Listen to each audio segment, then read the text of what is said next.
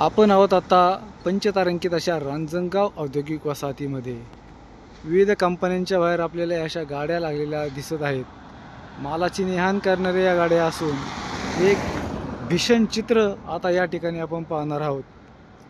हे जे वाहन चालक आहेत, या वाहन चालकांना ही वाहनं तर चालवावीच लागत आहे, परंतु या ठिकाणी औद्योगिक विकास महामंडळाकडून कॅन्टीन, वाहनतळ, शौचालय अशा कुठल्याही सुविधा मिळत नसल्याने या वाहन चालकांना अक्षरशः रस्त्यावरती स्टो मांडून आपलं जेवण करावं लागत आहे.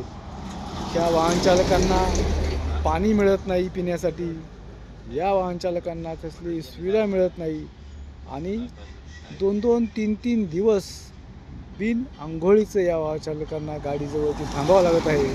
कारण गाडी जर सोडून कुठं बाजूला गेलं तर वाहनांचा काहीतरी स्पेअर पार्ट किंवा डिझेल चोरीची या ठिकाणी भीती असते.